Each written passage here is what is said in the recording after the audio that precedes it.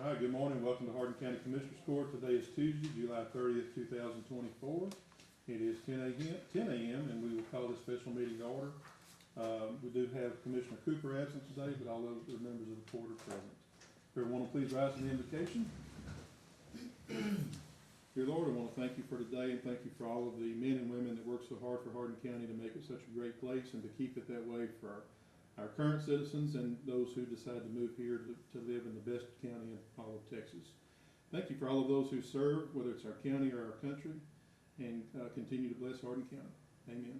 Amen. Now follow me in the pledge. I pledge allegiance to the flag of the United States of America and to the republic for which it stands, one nation, under God, indivisible, with liberty and justice for all.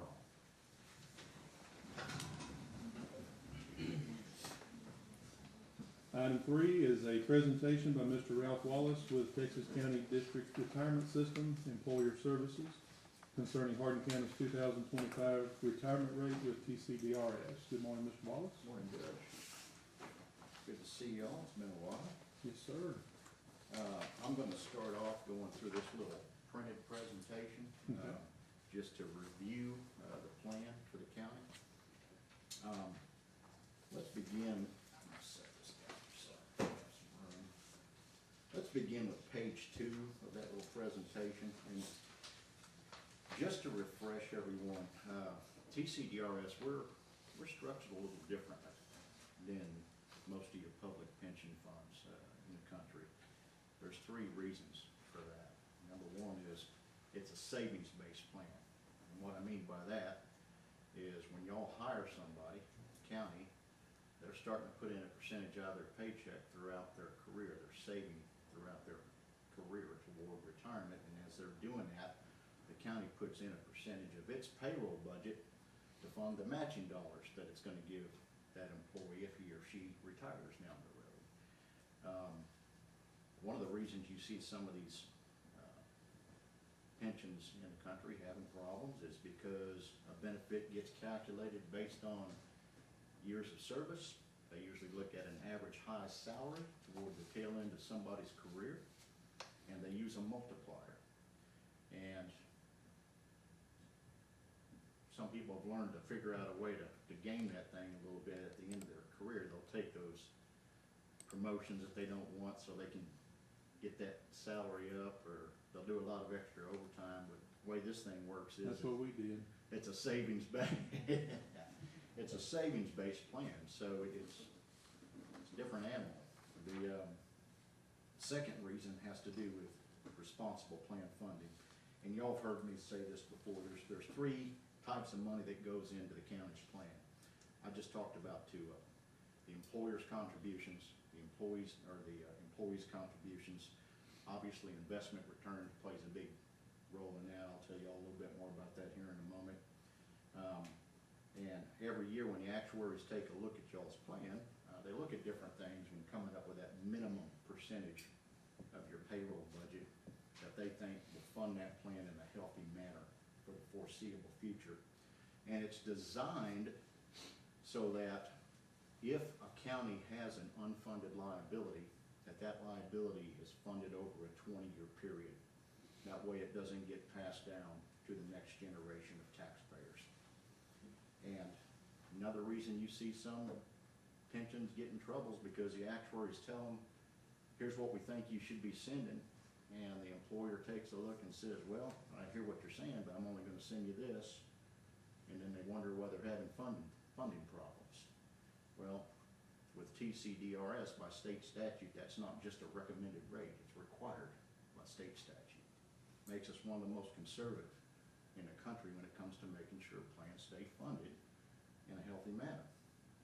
And the third thing, which I really like, is as a commissioner's court, y'all have the local control and the flexibility to review your plan on an annual basis and adjust that plan if need be as it suits your employees' needs and budget. Does that make sense?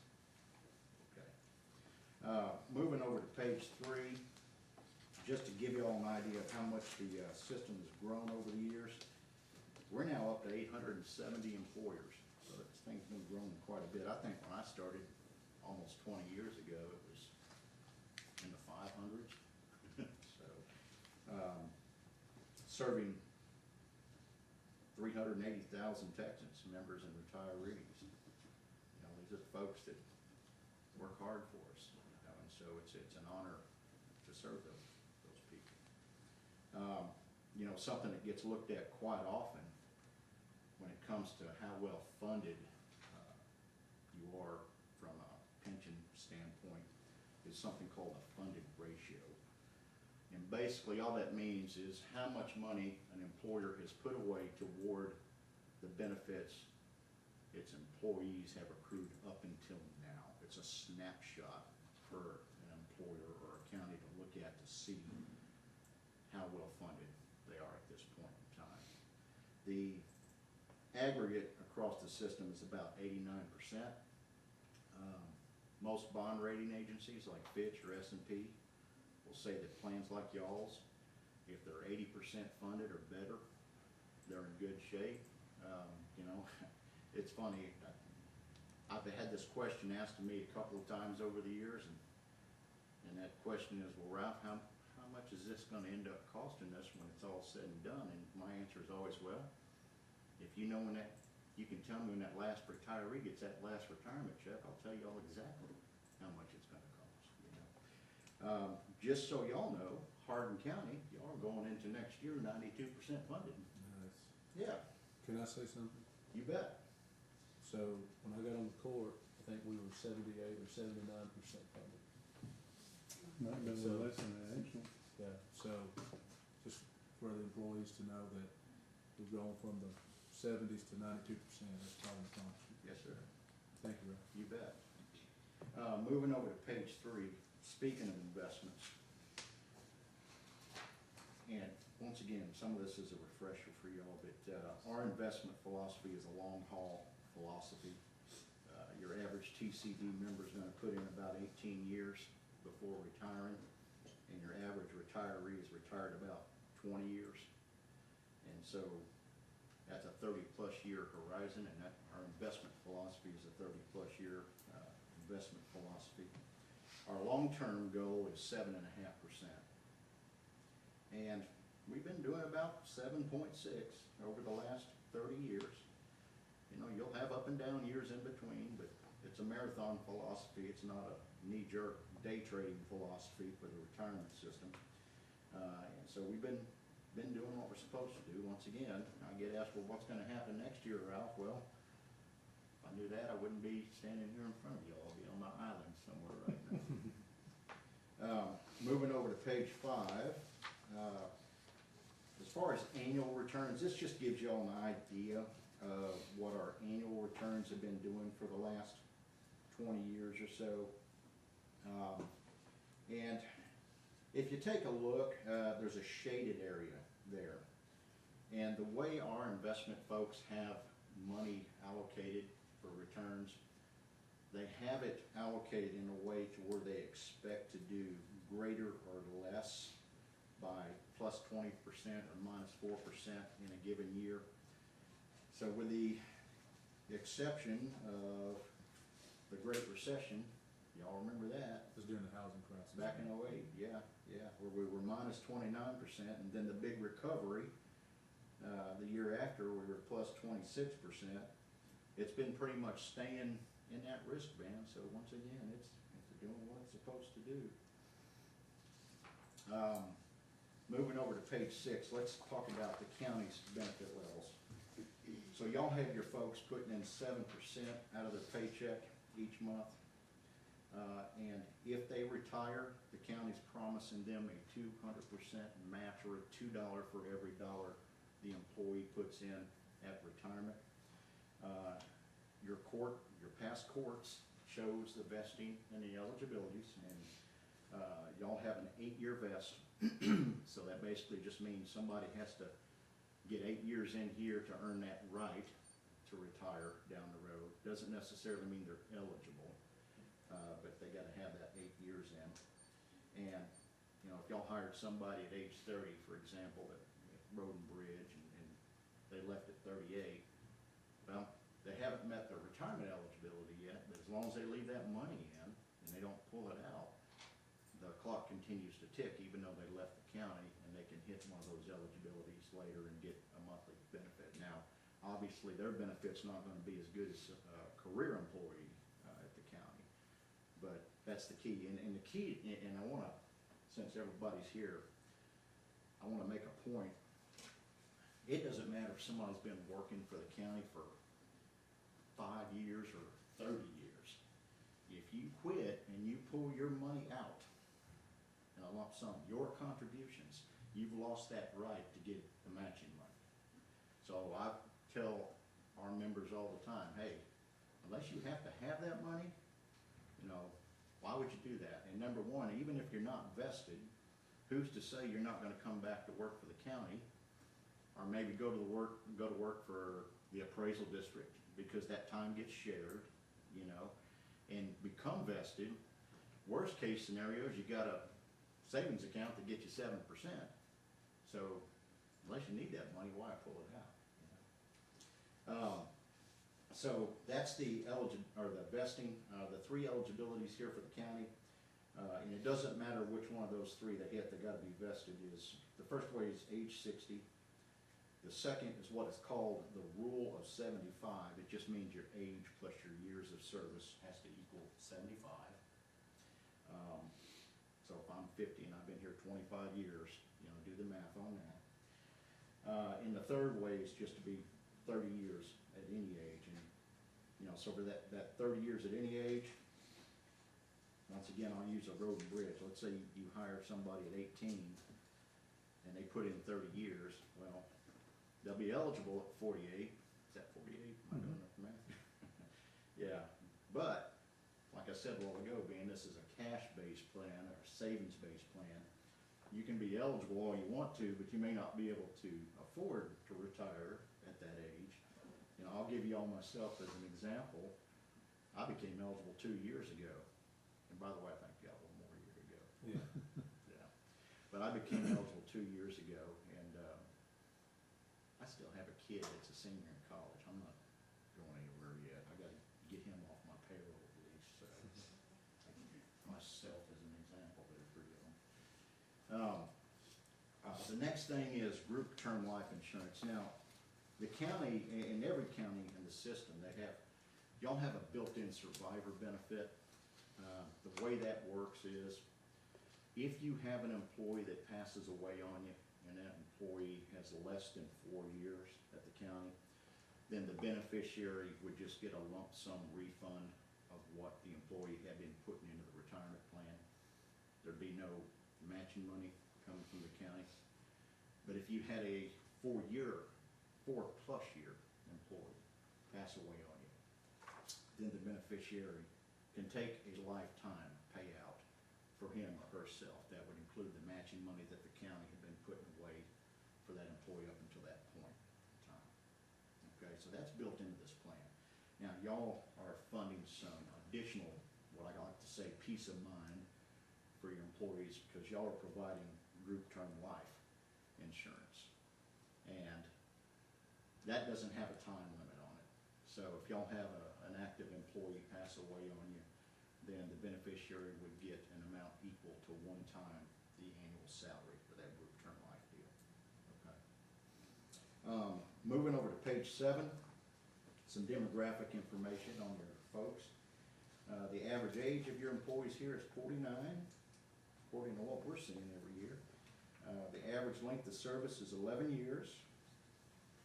As far as the folks that have already retired from the county, they're usually retiring around 63, age 63, after putting just 16 years in. Okay, so keep in mind, this thing's designed to give an adequate retirement benefit to a career employee. My definition of that's probably 25, 30 years, okay? Because if you look at that average annual benefit, it's about 19 grand a year, okay?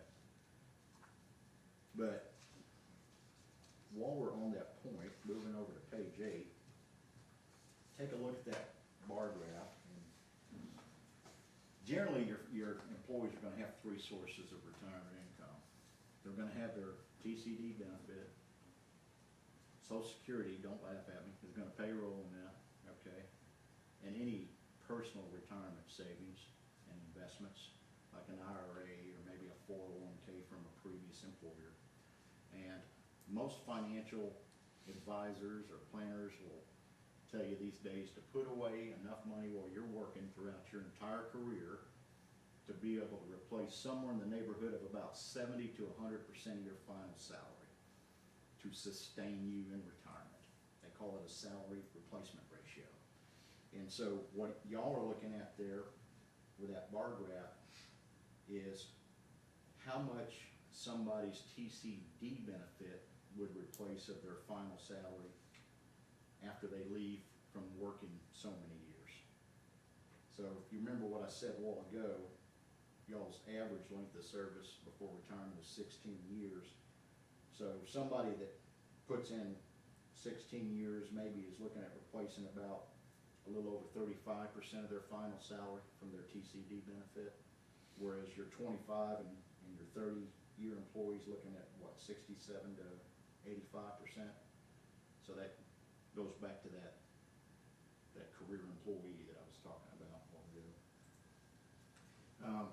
Let's get over to what it's costing the county on page 9 to fund benefits for next year. Now, that minimum required rate I talked about is 10.49% of y'all's payroll. As the court probably knows this, y'all have been sending us an elected rate, a little higher monthly rate, which, you know, I mentioned a while ago that just by paying the minimum rate, it's designed to get you to pay off any liability you have over 20 years and get you to 100%. Well, making these extra mortgage payments is what I like to call it, obviously helps to get you there faster, and I'll show you some projections here in a moment based on what you're doing right now. But, you know, what causes liabilities, and y'all have heard me talk to y'all about this over the years. Benefit increases like, you know, COLAs for retirees. Obviously, bad economies can contribute to that. Demographic changes with employees can play a role in that. You ladies in the room are supposed to outlive us men, so if the county hired a lot more ladies and replaced the guys, longer life expectancies, you know, and so that's just an example. And of course, actuarial changes. So the actuaries actually every 4 years they do what they call an experience study just to make sure they're keeping up with trends, and they may adjust their tables based on that. Life expectancy is a good example of that. So moving over to page 10. So this year, coming into this year, had y'all been paying the minimum rate this year, it would have been 11.61% of payroll. And as you can see, it's not just one thing that affects your rate from one year to the next. So the reason why it's going down to 10.49, investment returns, we did about 11% last year. So last year was a good year. Obviously that impacts things. The fact that y'all are sending us that electric rate, you know, like I said a while ago, making that extra mortgage payment affects that minimum rate every year. You had a drop of 71 basis points in demographics, and I took the liberty of just looking at that. I'm always curious to see what it is, and it's retiree mortality. So y'all must have some retirees that are living longer than the actuaries expected. So that played a role. Assumptions and methods just dropped a little bit, so that just gives y'all an idea of the reason for those rate changes. Page 11, and I know I've talked about this already, just ways for a county to keep its rates stable. You know, just keep on doing what you're doing, or you can make adjustment to those benefit levels. Y'all are already doing that higher elected rate. I have some counties that do a lump sum contribution to pay down their liability. So let's, and the rest of those pages, I'm just gonna let y'all review on your own. If you have any questions on those, just let me know. But let's go to projections. And once I find that document, I'll show you what it looks like.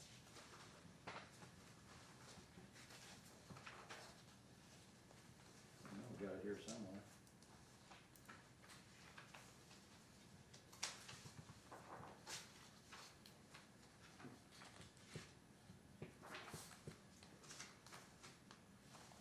Where'd you go?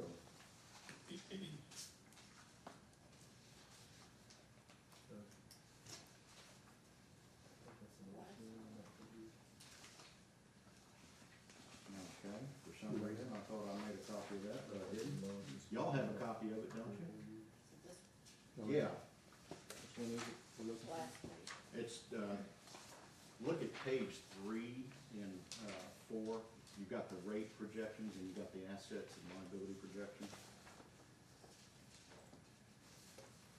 And so what y'all are looking at there is just based on the latest actuarial evaluation, and let me refresh how that works, because based on that is what happened last year dictates next year. So it's always a year behind when the actuaries do their evaluations on that deal, okay? And so you're looking at the latest projections on that actuarial evaluation. Now, keep in mind that the further out those projections go, the more of an art it becomes for the actuaries. Because these projections are all assuming things happen as expected over the long haul, okay? So it should give you all an idea, you know, how much of an impact that elected rate is having on that liability and how soon it takes you to 100%. 7 years? Yeah, 29. Yeah, that's pretty awesome. And for some reason, I didn't make myself a copy, so if y'all have questions, let me know. Well, it looks like within 5 years it'll be 100%. Now, is that based on the current elected rate, or is that if we always go with the? That's based on the current elected rates. Okay, so if we keep it at that, we pay it off at the end of 2029. According to the latest valuation. Right. Right. I don't know if everybody realizes how big of an accomplishment that is. That's huge. But that's all I have. Man, you are bearer of good news. Makes my job a lot easier. Makes me happy. Just so y'all know, now mind you, we don't care, we care mainly what happens on December 31st every year when it comes to investment returns. Right now, we're sitting at about 5.35 for the year. And remember, our long term is 7.5 annually. But so far, it's looking all right. We got 2.5 billion in reserves, which is another thing we do. Whenever we have a better than expected year, and I'll give you all a good example of this. You know, I said last year we did about 11%. Well, if y'all remember what happened in 21, it wasn't a good year. Yeah. We were a little under -6 for that year. Now, considering that the Dow was -20 for that year-ish, pretty good. But, and whenever there's an actuarial gain or loss, we spread the impact of that loss over 5 years to help keep rates stable for the county. And so we did well enough last year that our board decided to take the additional earnings and pay off the losses that would have been in the pipeline for what happened in 21. Nice. So that's why y'all don't see a big old drop from last year, because we used some of that extra earnings to help smooth things out. Nice. Yeah. All right. All right. Thank you, Mr. Wallace. Does anybody on the court have any questions? Anyone in the audience have any questions at all regarding the presentation? Melinda, is there anything that needs to be added No, from your not that I can perspective? think of. All right. All right. We sure do appreciate you coming down. Yeah, thank you. It's We good know to see you you. have lots of commitments, and we appreciate you. Yes, sir.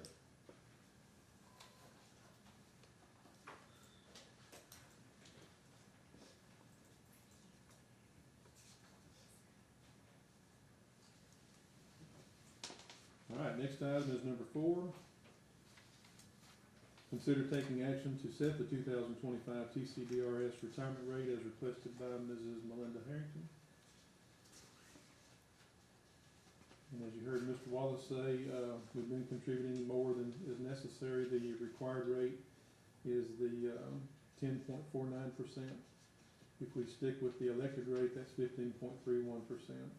And Melinda, refresh all of our memories regarding the group term life rate of 0.14%. Is that included in the 15.31? No, sir, that's separate, so it would actually make the rate 15.45. And is that how we have it in the budget? 15.31 for retirement and 0.14 for the group term life rate? Anything you wanna add regarding that? No, sir. I'd recommend that we keep it. Is that a motion? Yes, sir. I have a motion by Commissioner Kirkendall to keep the rate at 15.31, seconded by Commissioner Young. Any discussion? Do we need to add the group term life rate? I think that's automatic, is that right? I believe so. You agree? All right, any other discussion? All in favor? Aye. Any opposed? Motion passes. Thank you. Thank you. Item 5, consider approval of request by Ms. Sharon Whitley, Health Director, to authorize the county judge to execute modification of agreement to contract 2023-101710 between National Association of County and City Health Officials and Hardin County, amending the contract end date to October 31st, 2024. That's all, we're just extending the term. Second. Have a motion by Commissioner Young, seconded by Commissioner Cook. Any discussion? All in favor? Any opposed? Motion passes. Item 6, consider approval of request by Sheriff Davis to implement a lateral entry pay scale option for new law enforcement and corrections employees for the Sheriff's Office hired on or after October 1st, 2024. This lateral entry pay scale will allow an upward departure from the current LE1 CO1 entry level for all law enforcement corrections personnel based upon prior years of service in a comparable position, with the increase not to exceed a level LE4 or CO4 pay scale based upon commensurate years of service with other Texas law enforcement agencies. So moved. Second. Had a motion by Commissioner Kirkendall, seconded by Commissioner Cook. And we've had this discussion, I think, at least 3 times during budget workshops. So it's not like we're just taking action on something we're not already aware of. Sheriff, anything you want to add regarding that? Nothing else, thank you. Yes, sir. Any other discussion? All in favor? Aye. Any opposed? Motion passes. Great speech. Item 7, consider approval of request by Sheriff Davis to amend the fiscal year 24 budget as a result of the awarded bid from the sale of the mobile command center as approved in Commissioners Court on July the 9th as follows. Increase revenue by creating a new line item 010364560, sale of assets in the amount of $42,500. And increase in expenditures by creating a new line item 010-560-578, equipment from sale of assets in the same amount, $42,500. So moved. Have a motion by Commissioner Cook, seconded by Commissioner Young. Any discussion? All in favor? Aye. Any opposed? Motion passes. Is that new rig gonna be ready pretty soon? We hope, All we right, hope we hear something this week. good deal. We can't wait to see it. Item 8, consider approval of request by Mr. Clay Woodward, Grants Coordinator, to apply for Hazard Mitigation Grant Program, HMGP DR-4781. That's the April and May severe storms and flooding grant funding. And further authorize the purchasing agent to solicit requests for proposals for a grant administrator and an engineering firm. So moved. Second. Have a motion by Commissioner Kirkendall, seconded by Commissioner Cook. Just want to add, Mr. Tucker told me the other day, this is the first time, let me say it like this is the earliest that a HMGP announcement has come out after a disaster. And that just happened, it ended June the 5th, and here we are on July the 30th. So we'll get a grant administrator appointed and get them to come in, tell us what all is eligible, and we'll decide what projects we want to apply for. And hopefully that'll happen probably by October, maybe even a little earlier. Yes, sir, hopefully, All right, thank you. Any other discussion? All in favor? Aye. Any opposed? Motion passes. Item 9, consider, discuss, and possibly accept for filing with the county clerk the fiscal year 2025 proposed budget as presented by me. So, first of all, I want to say again how much we appreciate Candace for all the hard work that she did on the budget. Angela as well. I know that Candace spent a lot of hours. Angela did too, but Candace is the one who really put a lot of work into making sure that the budget is ready. And I'm going to throw this up on the screen real quick too. Give me just a second.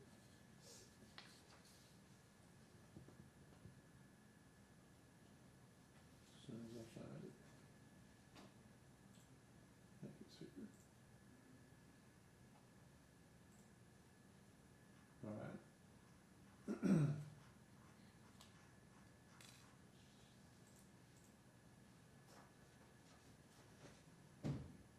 Just a second.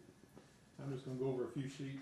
We've gone over most of this already, but of course, if anybody wants to see anything that I don't pull up on the screen, let me know and I'll be glad to go to it. I'm gonna start with the Road and Bridge Fund. The total budgeted revenues is $5,966,428. That is also the same amount as the total expenditures, so that fund is balanced, and there's no money required to be transferred in from anywhere else to balance the Road and Bridge Fund. Is there any discussion regarding the Road and Bridge, any of those budgets? No, sir. All right, if not, we'll move on to the next. The total amount of ad valorem taxes that we intend to collect for fiscal year '25, which comes from the 2024 taxes, is $19,728,925. Now, this is for the general fund. The previous budget included a revenue line item here, interest TAC of $100,000. That was based on the history from the past year. The interest that we had received was a little over $100,000.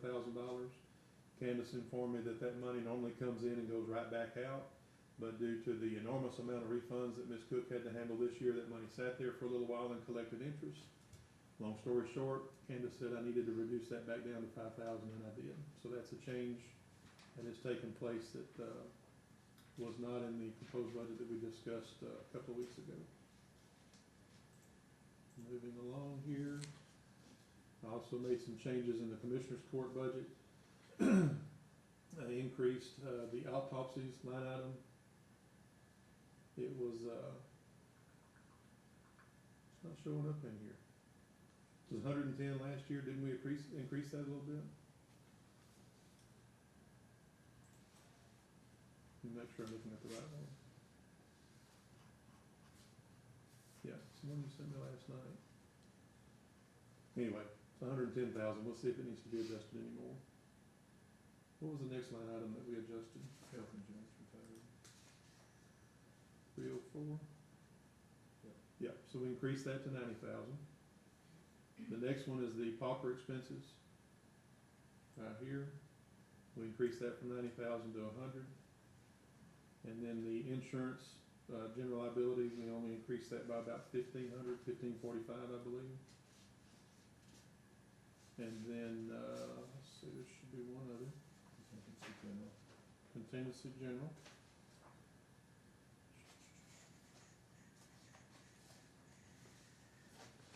We increased that from 250 to 335. There should be one more, isn't there? The grant administration expense. Grant administration expenses, that's right.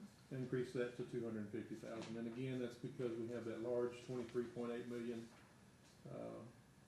project, the GLO mitigation project that we have coming up. Just wanted to make sure that we had enough there that if we need to pay anything out ahead of time before getting our reimbursement, that is the line item that we use for that. You know what account? Yes, sir. 010-401-411. $4. Yes, sir. Okay. We'd already increased it to 200. I bumped it up 50 more. I say we talked about it and I did it. Is there any discussion regarding any of those line items? No, sir. All right, sorry I didn't have all that exactly ready like I thought I did. So I'm just gonna read off from page 51. The total amount of the general fund revenues is $22,313,785. That is also the same amount of the estimated revenue for the coming year, $22,313,785, which is a balanced budget for the general fund, requiring $0 to be transferred in from the fund balance or anywhere else.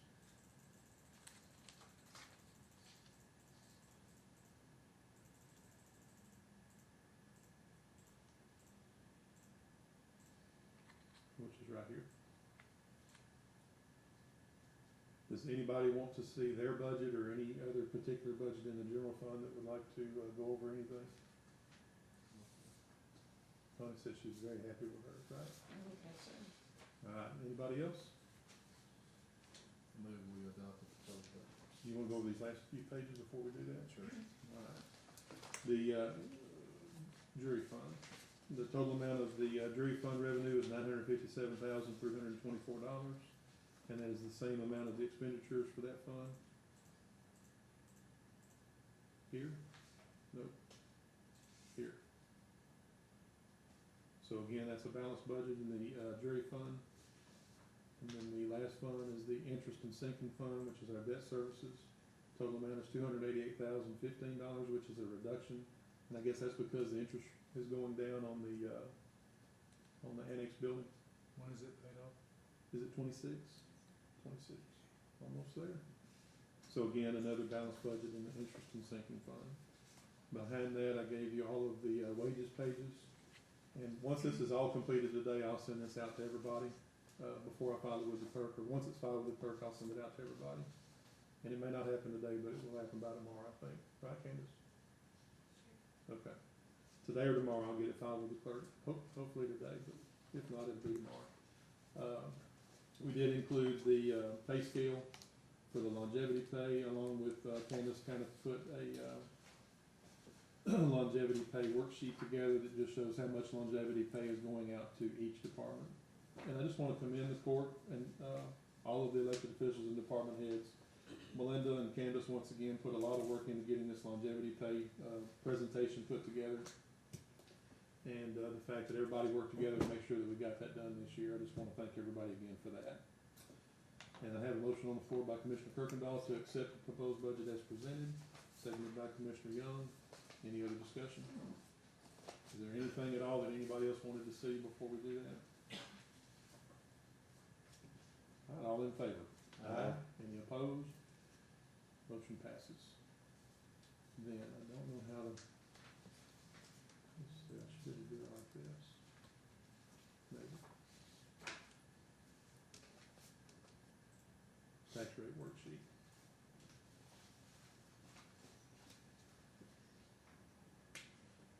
Item number 10, discussion and possible action to set the proposed tax rate for the year 2024. You have in your packets the total amount of certification of the 2024 appraisal roll that was submitted to us by the Hardin County Chief Appraiser at the Appraisal District. That amount is $5,140,358 and $358,264. That amount includes the frozen taxes, also includes the railroad rolling stock and the CTERS value. This is a $606 million increase over last year's appraisal, certified appraisal roll, which is quite amazing. Now, part of that is because there were so many properties still in protest last year when we adopted the budget and set the tax rate.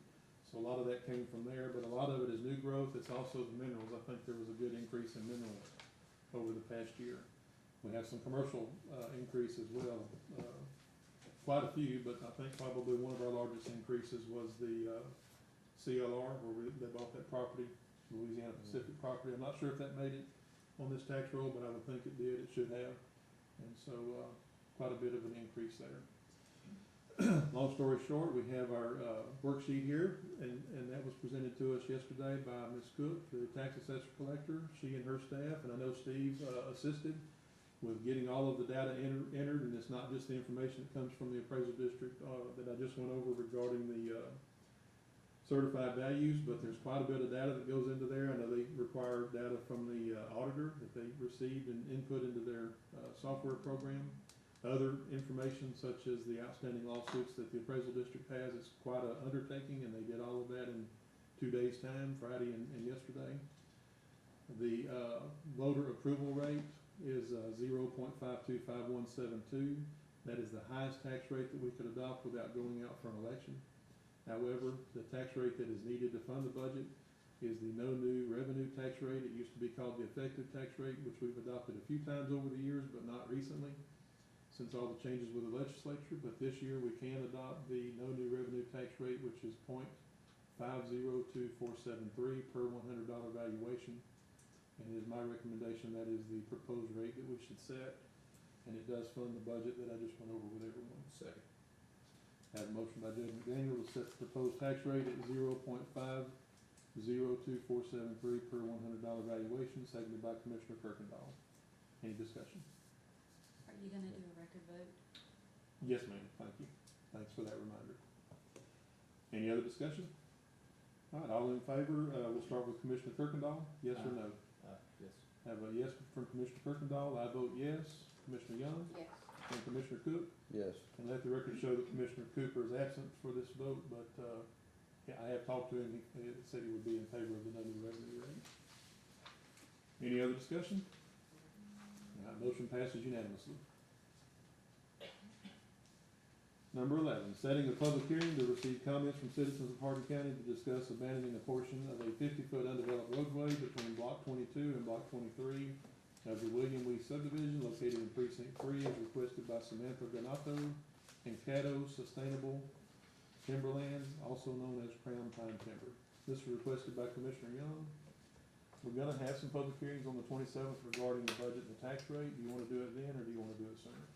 We could probably do this on the 13th. I would like to do it on the 13th if possible. Does that give us enough time to advertise that and get it, set? It just needs to go paper one time, right? Yeah, so we should be able to do that next week and then have it on the 13th. You wanna do it at, 9:45, or you wanna do it during the meeting? Just during the meeting is fine, it shouldn't take long. Right. It's the same platted in the early 1900s situation. Alright, so 10 a.m. on August 13th? Is that right? Yes, sir. Have a motion by Commissioner Young, seconded by Judge McDaniel to set that public hearing for 10 a.m. on August 13th. All in favor? Aye. Any opposed? Motion passes. And then, we can't take action today to set the public hearing for the budget and the tax rate, but the plan is to take action on that on the 13th, and that will occur at 9 a.m. on August the 27th, right before the regular meeting.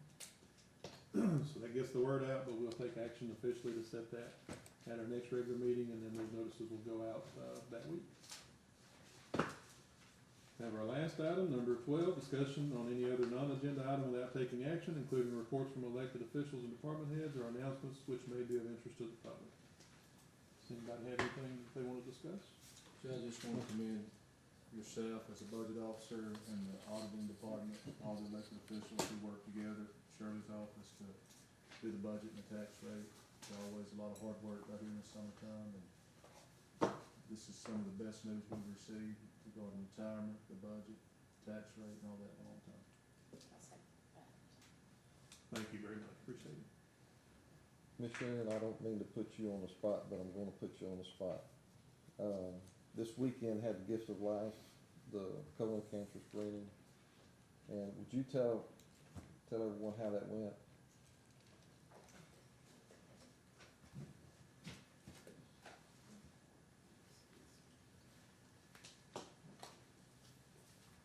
Morning. Good morning. This year we were able to service 109 men.